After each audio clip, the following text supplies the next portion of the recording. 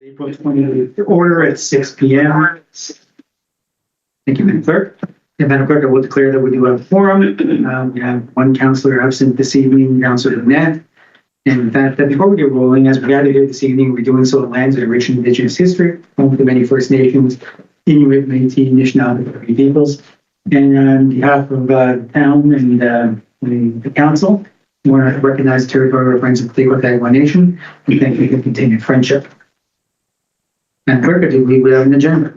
Yes, Mr. Mayor. Be it resolved that the agenda for the regular council meeting of April 28th, 2026 be adopted. Thank you. Moved by Councillor Desavito. Yes, sure. Thank you. Second by Councillor Koski. Yes, sure. Thank you. Here, additions or deletions? Madam Clerk? Mr. Mayor, there are three for council to entertain. The first one would be the CAO, an update on the forensic audit RFP. Yes. So if council would entertain that, that would be reflected under agenda item 12.1. Okay. There is also an addition to the closed session under section 239 subsection 2 clause B and D. And this has to do with an employment offer for a human resource manager and manager of community services. Okay.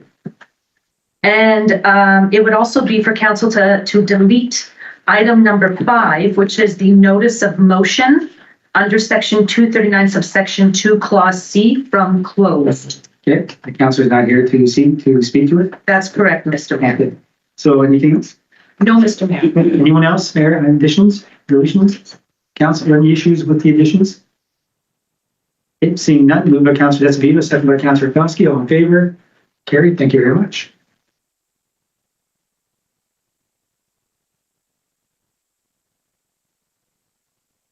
All right. Any disclosures of pecuniary interest? Seeing none, we have no additions. Madam Clerk, do we believe we have a motion for minutes? Yes, Mr. Mayor, be it resolved that the draft minutes of the regular council meeting held on April 14th, 2026 be adopted. Okay, moved by Councillor Renner. Mr. Bush, second by Councillor Nelson. Yes, Bishop. Thank you. Any errors or omissions? Seeing none, all in favor? Carried. Thank you very much. Any business arising from those minutes? Seeing none, Madam Clerk, we have an agenda or a motion for a consent agenda. Yes, Mr. Mayor. Be it resolved that the consent agenda items listed on the April 28th, 2026 council agenda be received and that the motions contained therein be approved and duly recorded as presented. Okay, moved by Councillor Shannon. Yeah. Thank you. Second by Councillor Koski. Yes, your worship. Thank you. All in favor? Carried. Thank you very much.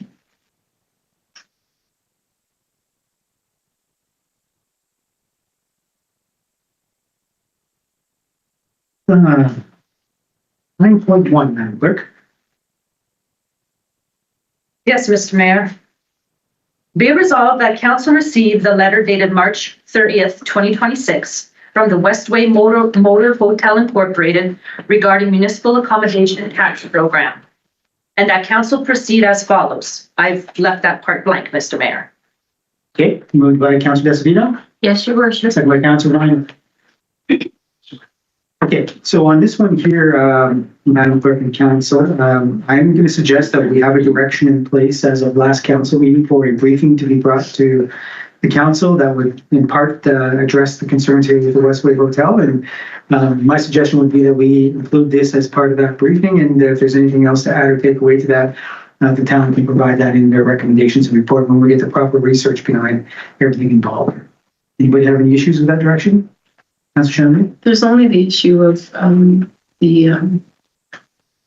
will cease collection part of the letter. You know, that says they're going to stop paying as of, they're going to stop collecting it as of May 1st. Great. So that needs to be addressed. Great. So perhaps, Mr. CAO, on with your comfort, that it can be a reach out to the Westwood and let them know that we're working on this issue. Understood? Yeah. Yeah. All right. Anyone else? Okay, so we'll defer that item. If I can, Mr. Mayor. So the motion read that council receives the letter. Could I suggest a friendly amendment to remove the second clause where it started saying, and that council proceed as follows, and just for the record that council has received the letter. That works for me. Any issues on council side? Yes, go ahead. Do we need to state the direction to reach out, or that's just kind of understood? Well, the direction is now provided to the CAO. It doesn't have to be in the resolution. Okay. Unless that's a direction you and council want to take, and we do that if you want to. I'm just not sure it's needed. Council, anybody else feel that we need to step inside the direction? Sorry, what? I was saying unless council, you and council wanted to add that to the resolution. So I'll just reach out to council and I'm not getting a sense from council that anybody feels we need to add an amendment to the resolution. Okay. All right. So that then moved by Councillor DeCivito, second by Councillor Reimer. All in favor to receive? Carried. Thank you very much.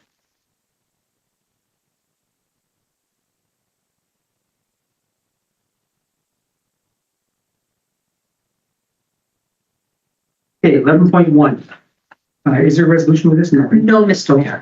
So, council, what we have before you is the operation has been looking at some of the awards that we provide. So, and one of the most prestigious awards, obviously, that we can provide is a key to the municipality. And done some work on looking at the alternatives for us to consider. Currently, we have the very big wooden key that we have carved out that we provide folks that hangs in the camp nice. I'm not sure it hangs in the mantle as nice as maybe something that would typically be associated to something as prestigious as it.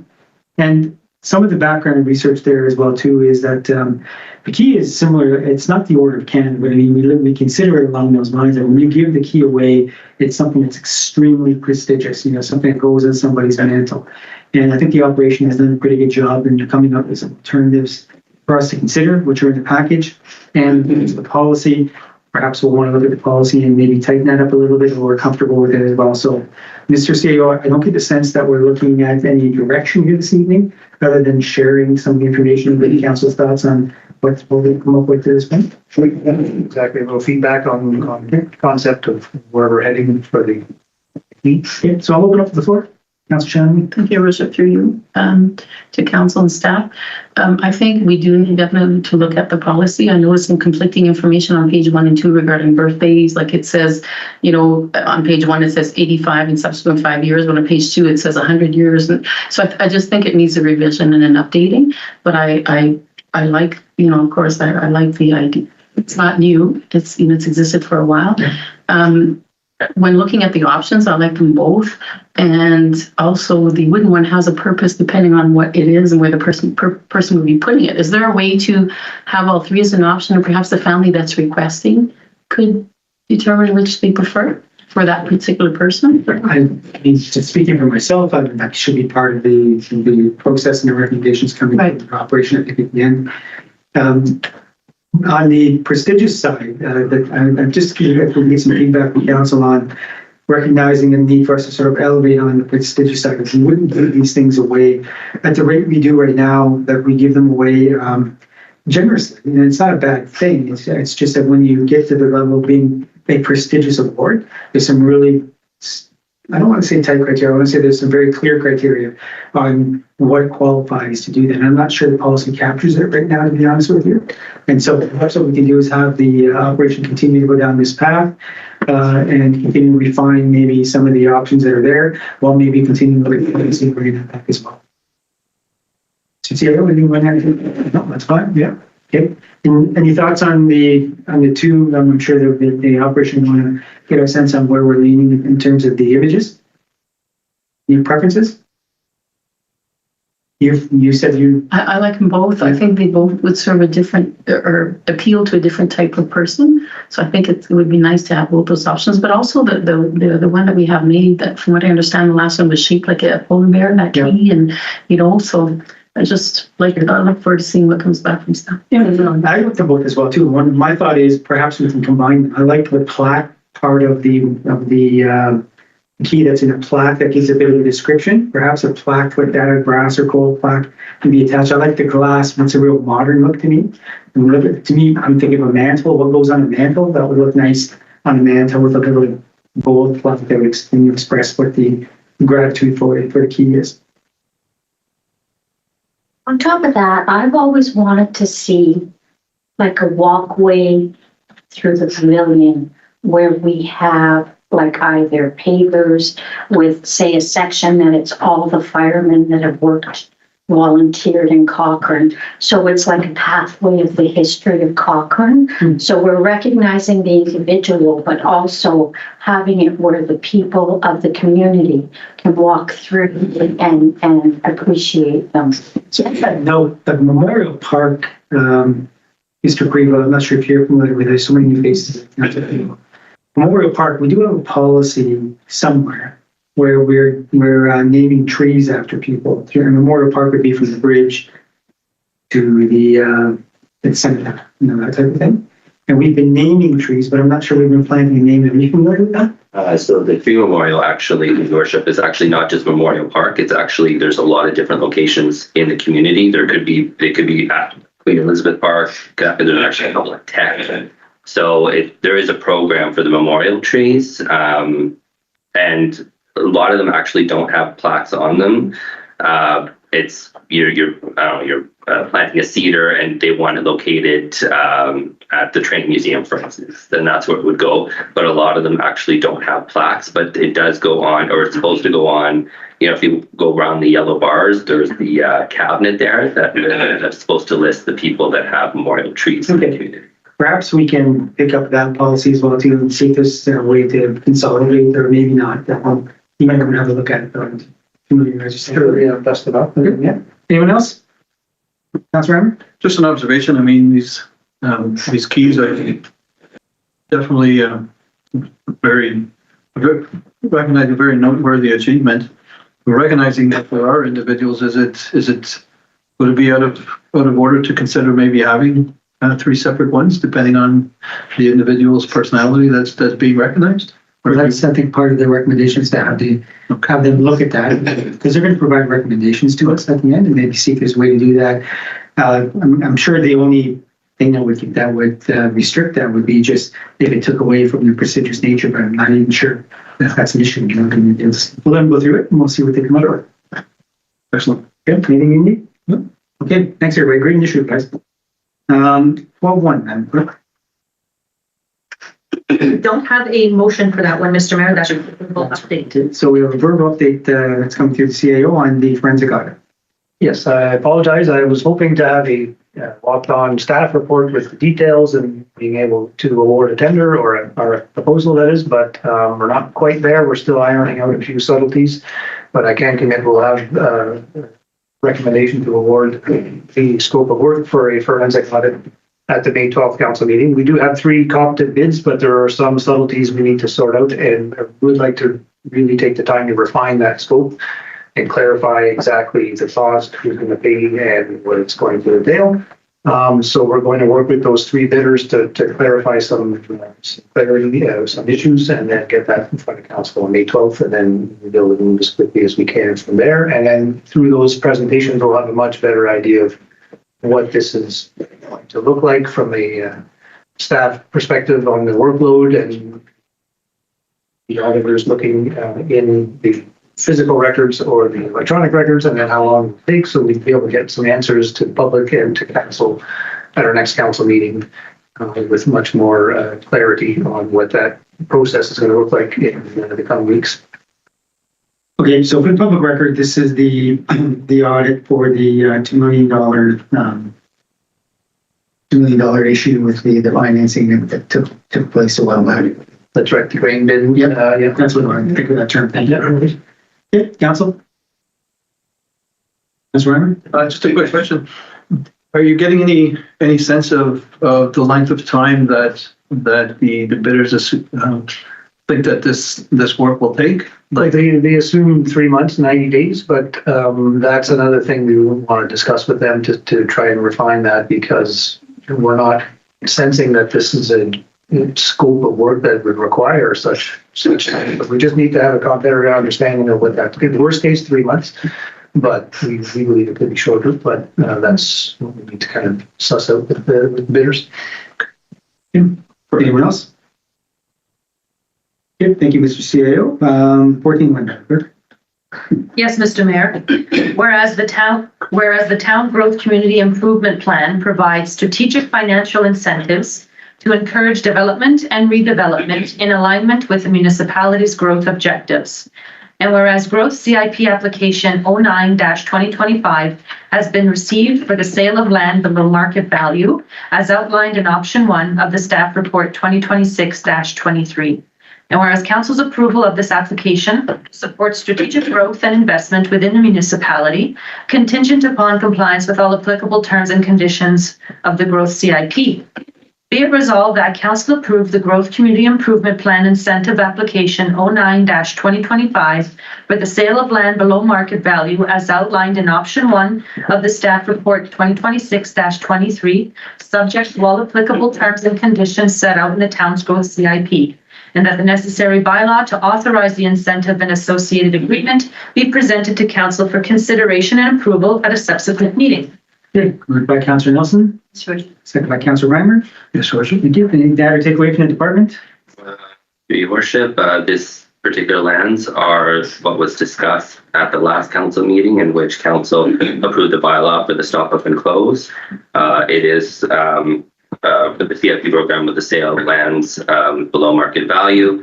The next steps, if approved, is to bring a bylaw associated with all the agreements and the conditions under the CIP to council at a subsequent meeting. Yeah, council. Straight on mute.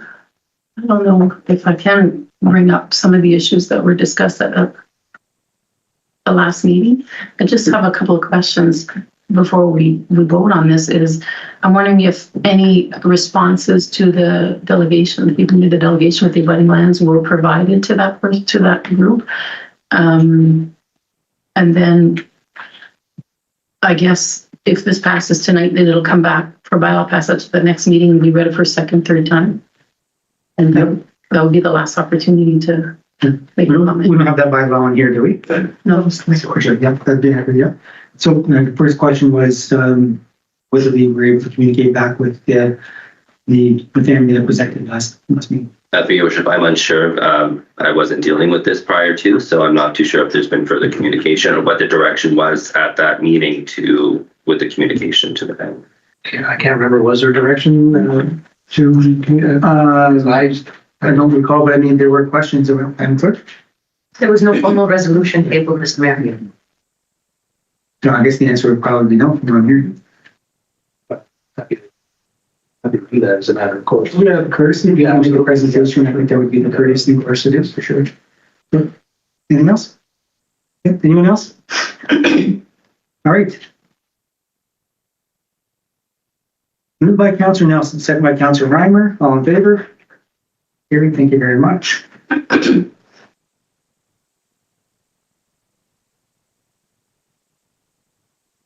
All right, 14.2, Madam Clerk. Yes, Mr. Mayor. Be it resolved that the Council of the Corporation of the Town of Cochrane acknowledges receipt of Report 2026-24 from the Office of the CAO titled Fire Permit Bylaw Review, and that Council directs administration to bring forward an amendment to the open air burning bylaw to permit the issuance of daytime burning permits. And finally, that this satisfies resolution number 2026-93. Okay, which is a resolution from last week. That is the resolution. Oh, from 2023.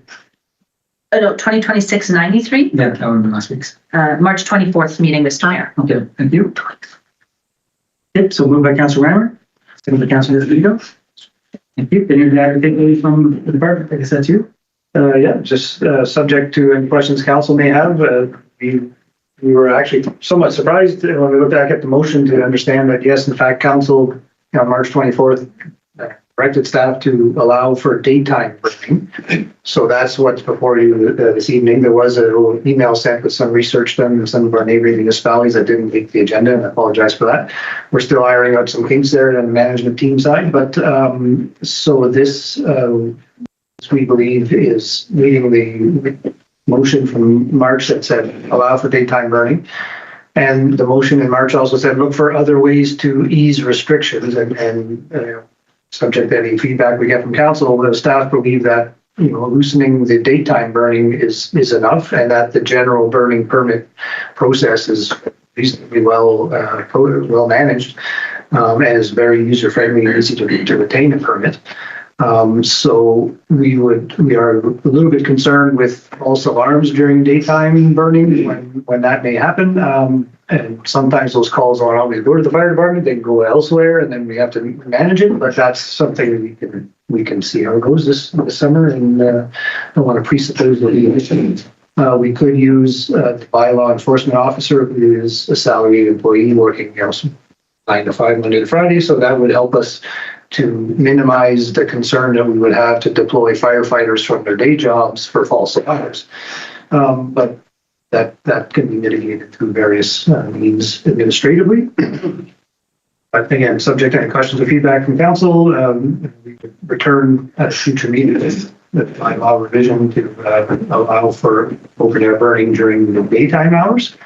Also just noting for the record that the MNRF will supersede anything that's in our municipal bylaw regardless. So that doesn't mean that because you have a permit and you're burning during the day that the MNR doesn't knock on your door and ask questions. They presumably check with us first, but still it's a big town and a lot of boundaries. So there could be other things happening out there. However, we believe that if council wishes, as they did in March, to allow for daytime burning, that we can use the existing processes, allow for that, monitor how it goes, the stats, and report at a future time for council. Okay.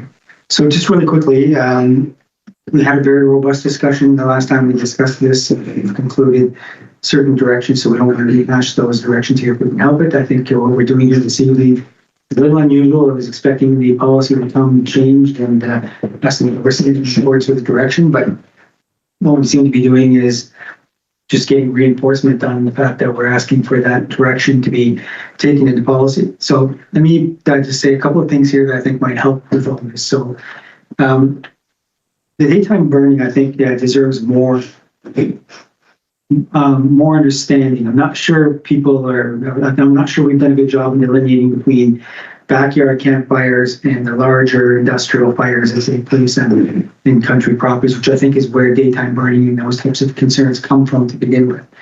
The reality is that we have permits. When people come in and apply for a permit, the whole point of the permit is for us to address those on a case-by-case basis. So at that point, those details will be provided. We trust that fire department folks who provide the permit will create the conditions that need to be provided for that particular instance. Having the blanket conditions is what's causing the problems here, saying, for example, no daytime burning at all in the town of Cochrane. The difference between Cochrane and many of the municipalities in the region is Cochrane, Timmins, and Matheson are the only municipalities that have a massive rural footprint. They're not just towns and cities. And right now, according to our permit, we cannot burn a fire in the daytime. Even at the beginning of this month when there's 5 feet of snow, we couldn't burn a fire. And for a municipality that's marketing its way of life and is proud of its way of life and continuing trying to move down that path, having fires in our backyard is part of our way of life. So I think we addressed that issue from a daytime burning standpoint. The only reason why I'm bringing it up now, and we'll listen to the fire department and yourself, Mr. CEO, as well too, is there's other conditions inside the policy that provide a size to these. So we're not talking about backyard fires. We've taken care of that with the no daytime or without daytime fires. But you have, so the average hobby farmer like myself and some other councillors that are here, we're going to burn garbage or we're going to burn grass and trash and that type of thing. And they're going to be controlled fires that we normally burn. Farm operations, commercial operations have much larger caches to burn, I guess, windrows, that type of thing. In the policy, it limits them to 6 feet, I think, right? Mm-hmm. 3 feet. Square feet. Yeah, 6 square, something like that. Or 6 by 6. Yeah, it was pretty small anyway. Even with my hobby burning, fires are a lot bigger than 6 by 6 in a lot of cases, and they're controlled and they're where they need to be. So I bring that up because I don't know, this is the opportunity right now, Mr. CAO and Mr. Hoey, is you're going to go leave, and what I'm going to suggest to the council, you don't need to bring that back. We've already provided the direction. We shouldn't be writing policy on the fly here at the governance table. We've given the outcome. You guys go fix the policy up and you implement the policy. We trust you to do what we're asking you to do here, right? That's what we made the day. So one last opportunity to sort of talk about, do we really need those restrictions or can we, maybe I'm oversimplifying my mind, can we not just handle it case by case when they come in to apply for a permit, use that permit process to say, okay, your fire is really big. Here's the conditions we're going to apply. So give you the ability to apply the conditions on case-by-case basis, as opposed to handcuffing your way to just a set of criteria that doesn't fit sometimes in what we're trying to do. Any of that make sense at all? It does, and I think there should be, if it's not already in their language, we'll look at it, but the fire chief already has some discretion to say, if a farmer says, hey, I need to burn 12 by 12, 6 by 6, or whatever the specs are for agricultural birds, or a rural property owner bird, fire chief should have that discretion to say, hey, that's fine.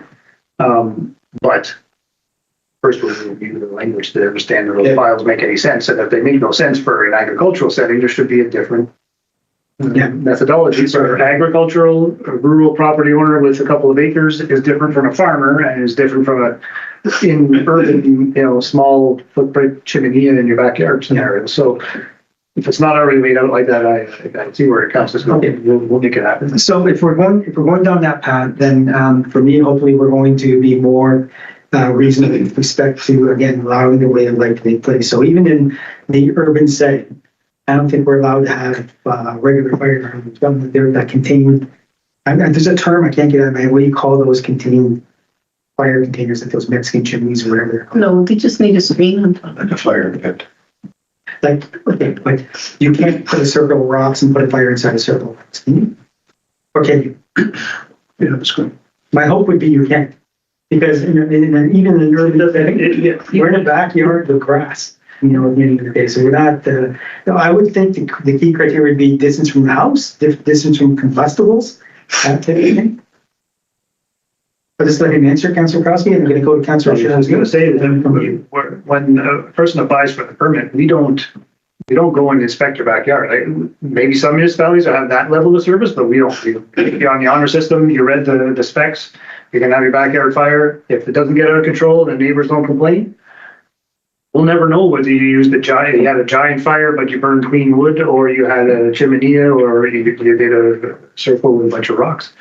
If it gets out of control, or we get a complaint and we go there and we're like, oh, that's when you notice that there are rules in the process. Only when it gets out of control is there a complaint, like a legitimate complaint, that you have concern over that. But we can certainly review that. But in an urban scenario, we want to be extra careful. Yes, because to your point, there's a stratification. Yeah, but we are not micromanaging what appliance they use in their backyard. It is already the honor system to a degree to say, yeah, okay.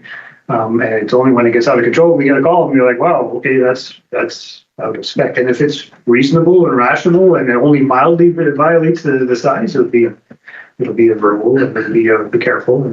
My only concern for coming down to Sharon here would be, we really shouldn't be writing things in policy if we're going to enforce them in policies. So the good guy principle is a good thing, but it's not a good way to manage policy for a municipal standard. So if it's a violation, then it's a violation, right? So perhaps what we need to do is loosen up the restrictions. That's my point, to allow for that latitude. So decisions can be made. Councillor Shannon, you and Councillor Rucastle.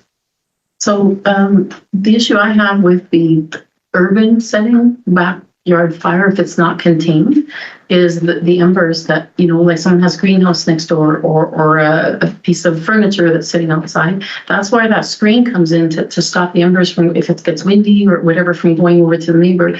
And the other thing that I have concern about, I'm not sure, I think I've mentioned it before, but I'm not sure, is the backyard all day burning. The issue there is in the summertime, people have their windows opened. And so in the evening, it's not as hot or whatever. I just think that what happens if we're going to start getting complaints of smoke entering the neighbor's house, and how do you, I see the daytime for backyards versus being rural or non-urban settings, because your neighbors are far enough away that the smoke shouldn't get into their home, But those are concerns about the urban backyard fire pits. If there's no cover, I think, I don't know if we've done research on neighboring communities that have bylaws on this, but there's a reason why they need to be covered, and that's to protect the neighbor's property as well. Yeah. Those are just my Those are fair concerns. I kind of look at it, it's like a noise bylaw. Like, we don't tell people you can't have music in your backyard. You can until the neighbor complains. So to me, it's like smoke. It's going in your house and the neighbor goes over and asks, can you control your smoke? And they don't really call the bylaw officer and complain that it's taken care of. But to me, we've got to manage those things. And I know we didn't have this kind of restriction until 2018. This is when policy was really robustly put in place. I don't really remember having a lot of complaints and issues, fires and smoke in the backyard. But if I may, Your Worship, just supplementary. If it's not in the bylaw, then what can the staff do? They can, like, if you get a complaint about smoke coming in the house, but there's nothing written about it in the bylaw, you can't enforce anything. Yeah. It's not us, we're doing that. Thank you. Councillor Shosky, Councillor Decidido. Well, actually, historically, the last, I guess they called him a fire prevention officer that was working for the fire department, did go door to door, and he did check on people's individual fire pits and all that, and there was an order placed that it had to be a certain size screen for the embers, and he went door to door, and that was like 2 years ago, and yeah, they had already implemented that, so there must be a policy somewhere. Well, that's what I'm talking, that policy was developed in 2018, it's in my second term, and it's a robust policy. But that's my point, just before coming to Councillor Decidido, just to ask council to consider this. The more rules and conditions we put in place, and the more gatekeeping we become, the more staff and people we need, to your point. So we had to have an actual bylaw, a special officer hired to go and look and check those things out. And then who do we need to come in and manage the permits afterwards, and then bureaucracy around that as well too. And so we start growing the bureaucracy when we become more and more gatekeeper. That's part of the issue. We don't have that fire prevention officer anymore. That's been rolled into the fire chief's position. And because we're trying to reduce the those restrictions. And remember one thing too as well. Again, there are two different schools of thought here, and they're both fine. Every councillor is fine to have that school of thought. I'm just from the school of thought that, we need to avoid being gatekeepers, we need to avoid telling people stand, turn, and read, because it brings bureaucracy into it. I think we need to clear the path for people, let them live their lives, provide certain conditions. This has cleared my mind down to one real minute principle. Regardless of what happens, you're still responsible. So if your fire gets out of control or if something happens, you are still responsible. And to the point, I don't know if Dean, you brought it up, or if Mr. Gandhi brought it up, but ultimately the MNR will say, if the MNR puts a fire ban in place, then I have no problem with a fire ban. They'll determine that based on indices, science, weather. It's not from April 1st to October 31st. We have 5 feet of snow this April 1st. We still have, today is the perfect example. Today, you cannot burn a fire in Cochrane in daytime. Anywhere, rural or No, my only comment is whether it's day or night in the summertime, people have their windows open. So why restrict that they can't burn during the day because smoke might go into a house? In the evenings, the same thing can happen. So you'd have to say no fires. Okay, so at this point, the direction was to remove the daytime burning. I'm just asking, take a look at those other restrictions and see if there's a way, because ultimately, I'm suggesting to you that you have more control by doing it case by case and having the latitude to make those directions. So and I think the fire chief, to your point, I'm just thinking out loud, I could be wrong, but I think the fire chief has the latitude, regardless of whether we have the policy in place, to make a decision on whether you're not burning in Cochrane today or we are burning in Cochrane today. So if you're receiving the permits, he can lay out, based on your criteria, here's the conditions I think we need to meet because it's a special circumstance. Or here, this is no big deal, you're gonna have a small campfire in the backyard. Remember, you're responsible at the end of the day, and yada yada, but here are your conditions. They're simpler. I would remove the paperwork and allow the latitude to make judgment calls. But yeah. Anything else? Councilor Reimer? My observation was that at any point, if there are issues, the fire chief can revoke a permit. So if somebody's being ignorant and making a lot of nuisance in town, then they'll lose the privilege of having backyard fires by having their permit I removed. imagine the history of that too, that would be problematic as well too, for getting a permit in the first place. Right? Yeah. Do you want me to reread the motion? Yes, please. Okay. So it was moved by Councillor Reimer and seconded by Councillor Decidido. Be it resolved that the Council of the Corporation of the Town of Cochrane acknowledges receipt of Report 2026-24 from the Office of the CAO titled Fire Permit Bylaw Review, and that Council directs administration to bring forward an amendment to the open air burning bylaw to permit the issuance of daytime burning permits. And finally, that this satisfies resolution number 2026-93.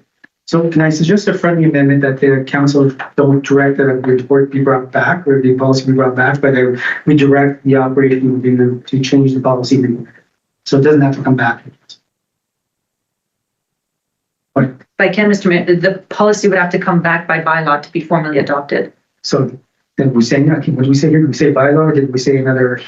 So here we say that directs administration to bring forward an amendment to the open air burning bylaw to permit the issuance of Okay, so daytime burning. fine. Yeah. Good, works for me. Work for you? Yep. Yep. All in favor?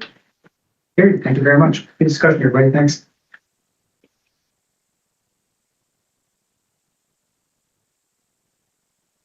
All right, 14.3, Madam Clerk. Yes, Mr. Mayor, be it resolved that council receive report 2026-26 from the Manager of Infrastructure Services regarding concession 6 and 7 and 12 and 1 bridges for information, and that the financial results of the RFP be considered in closed session with any result or decision to be ratified by resolution in open session.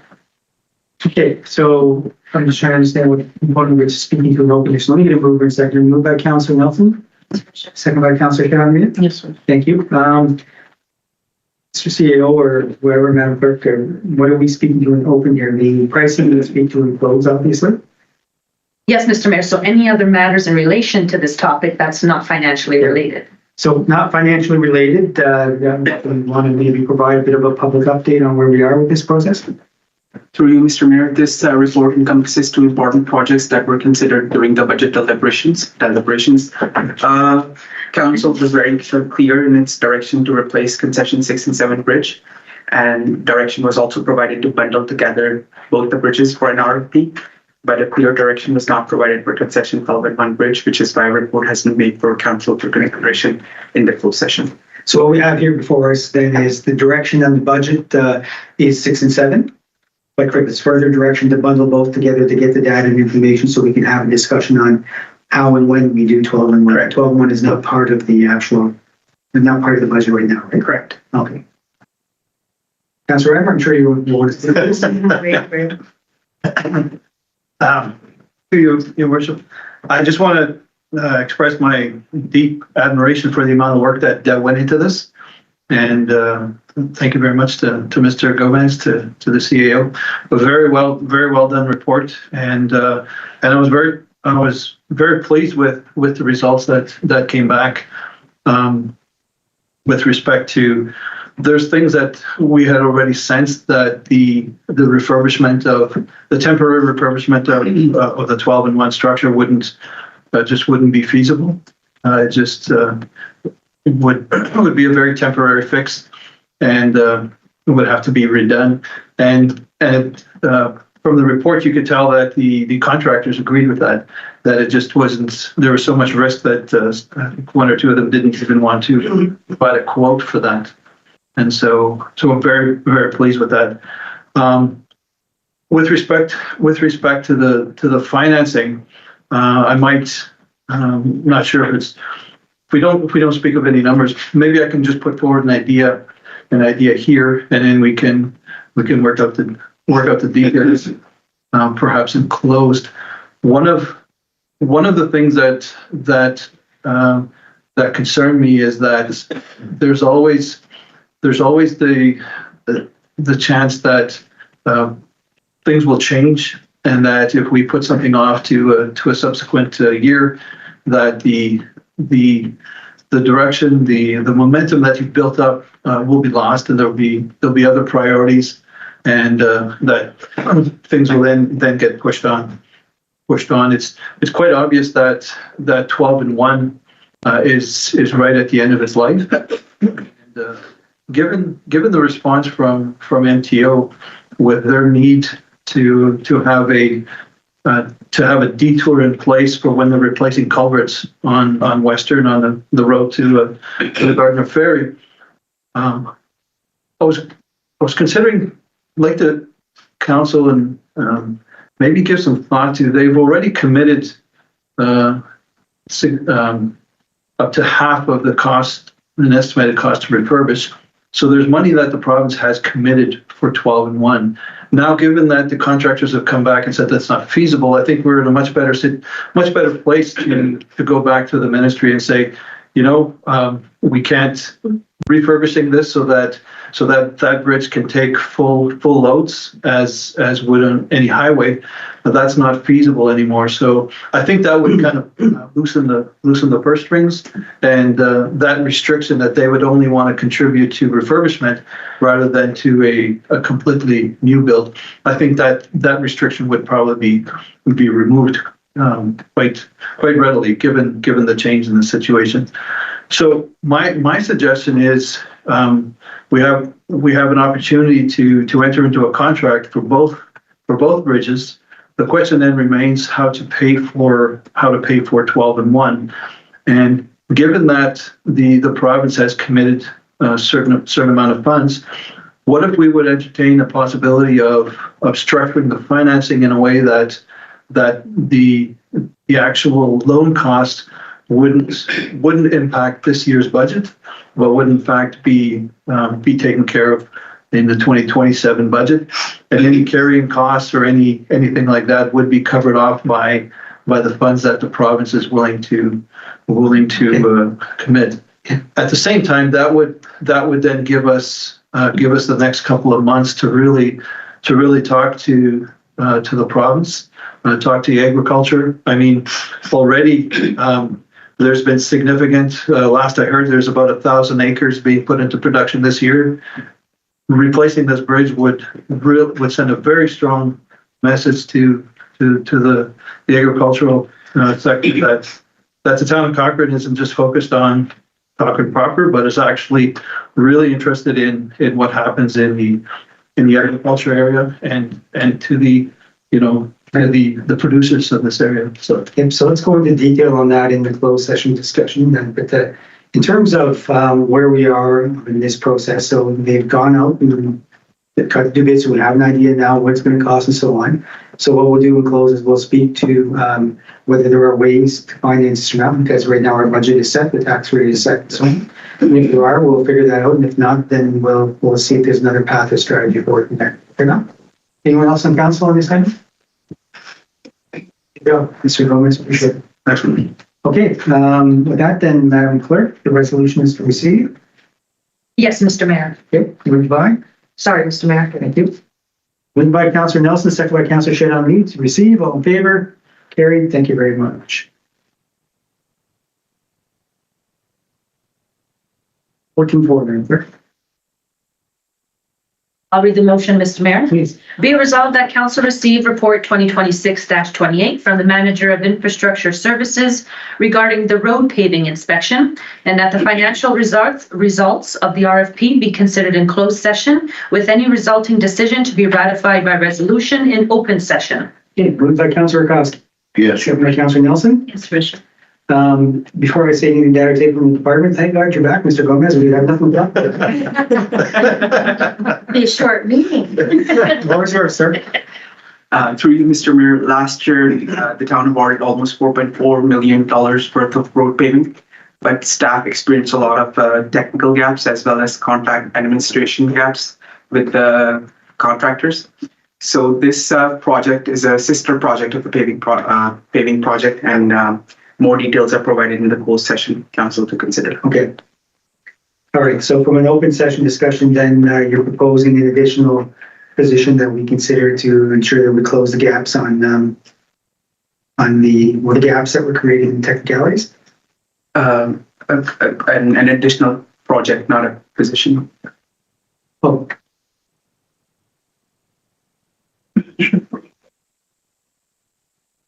Yep. Anyone else on council? Seeing none, okay, then we have executive receive. Yes, Mr. Mayor. Okay, moved by, Sorry, Mr. Mayor. thank you. Moved by Councillor Rakowski, second by Councillor Nelson, all in favor? Carried, thank you very much.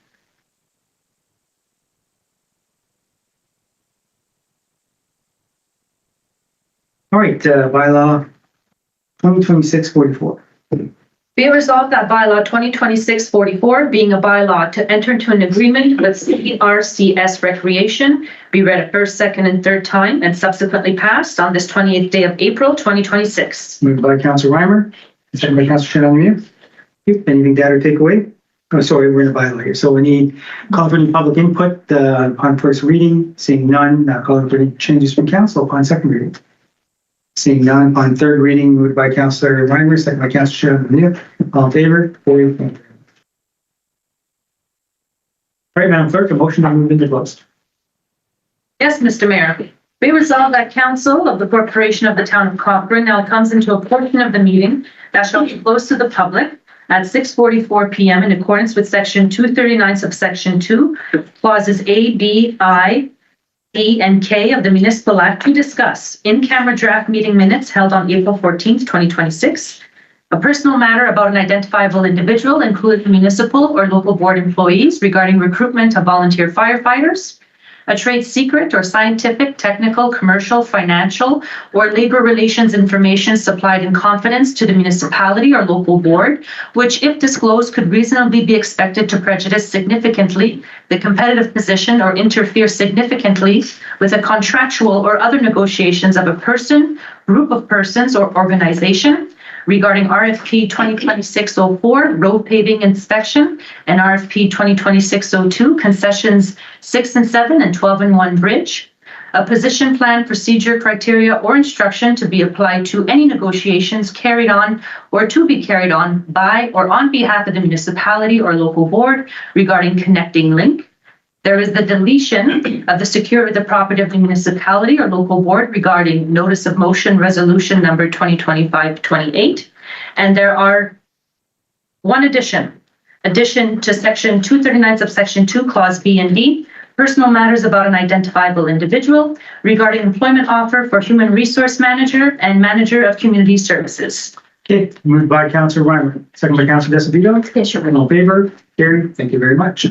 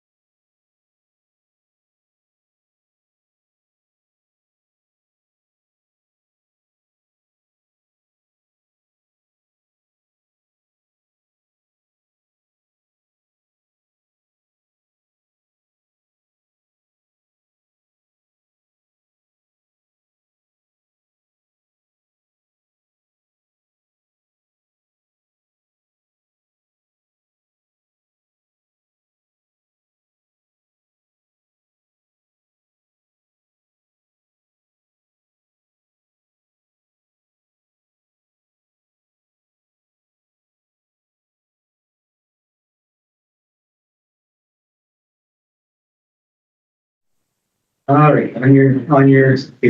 Yes, yes.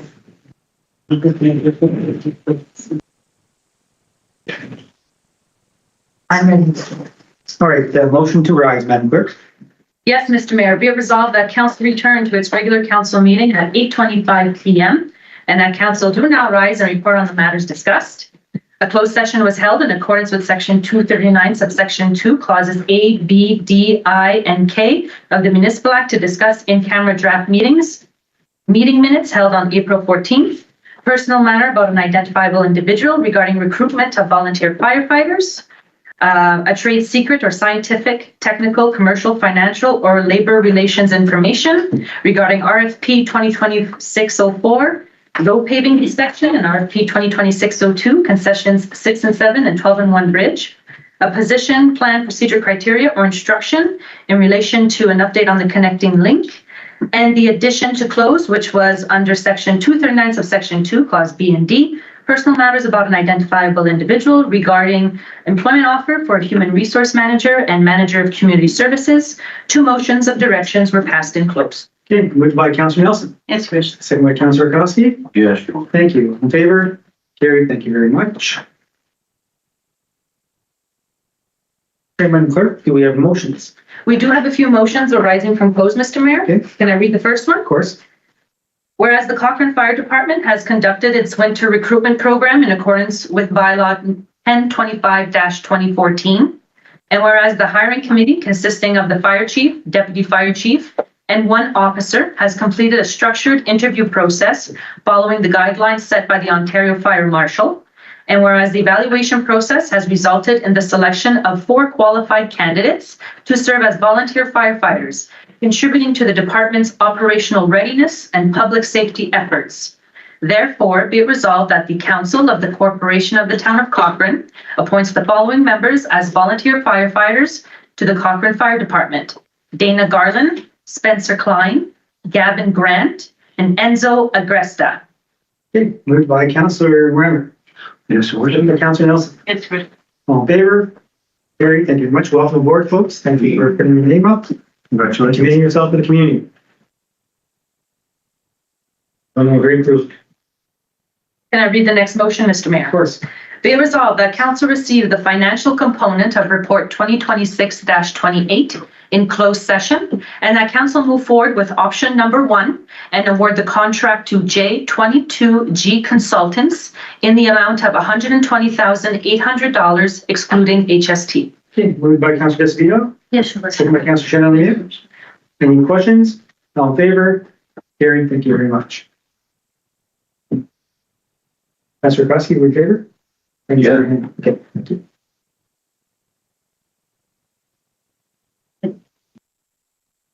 Can I read the motion to adjourn, Mr. Mayor? Of course, Madam Clerk. Be resolved that this regular council meeting is hereby adjourned at 8:28 PM. Moved by Councillor Kowski, That's your work. second by Councillor Nelson.